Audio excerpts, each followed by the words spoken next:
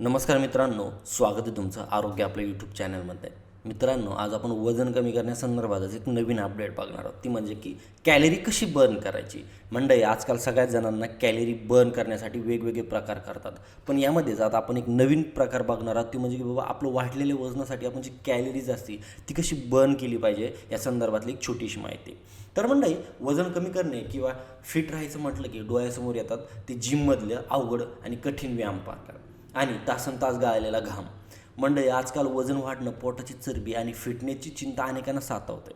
आपले daily beach routine, ऑफिसची धावपळ किंवा वेळेअभावी जिमला जाणं प्रत्येकाला शक्य होतच नाही. मात्र फिट राहण्यासाठी महागडी मेंबरशिप किंवा तासनतास वर्कआउट करणं आवश्यकच असतं. तसंही आपल्या रोजच्या घरगुती कामामधूनही सहजपणे कॅलरीज बर्न करतात हे अनेकांना माहीत नसतं.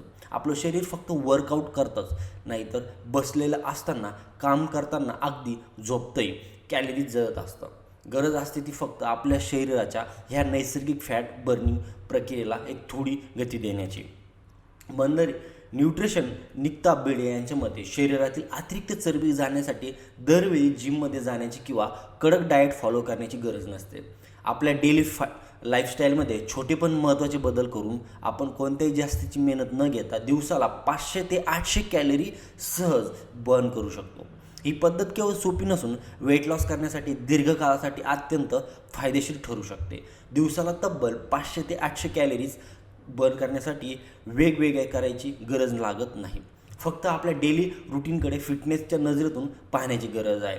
जिमशिवायही घर बसल्या ॲक्टिव्ह राहून वजन नियंत्रण ठेवण्याची ही डेली आणि ॲक्टिव्ह बर्न कॅलरीज सोपी आणि फायदेशीर ट्रिक नेमकी कशी आहेत, आता ती बघणार आहोत. तर मंडळी, सर्वप्रथम आहे थंड खोलीत झोपणे.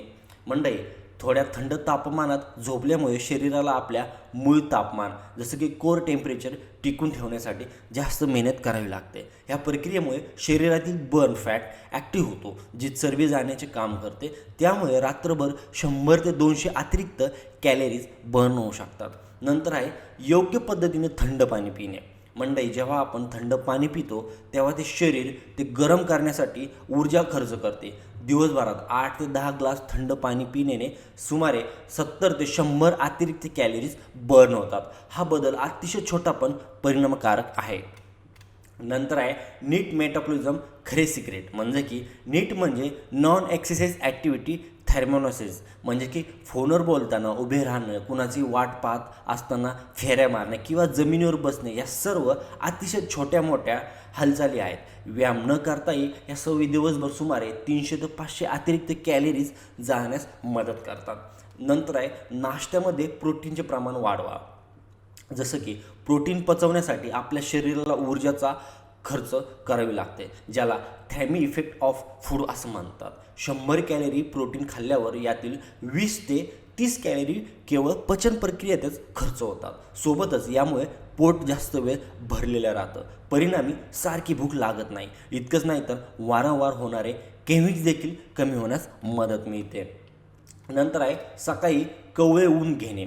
सकाळी अंथरुणातून उठल्यावर पुढील 60 मिनिटाच्या आत कवळ्या उन्हात उभं राहून ऊन घेणे वजन कमी करण्याच्या दृष्टीने फायदेशीर ठरते. सकाळच्या नैसर्गिक सूर्यप्रकाशातील शरीरातील कोलेस्ट्रॉल रिदम जसं की सुधारतो. जर हा आपल्या शरीरात असंतुलित कोलेस्ट्रॉलचे प्रमाण जास्त असले तर पोटाच्या घेऱ्याभोवती चरबी साठून राहते. या उलट ते कोलेस्ट्रॉल रिदम योग्य असेल तर शरीरातील फॅट बर्निंग होण्यास मदत होते.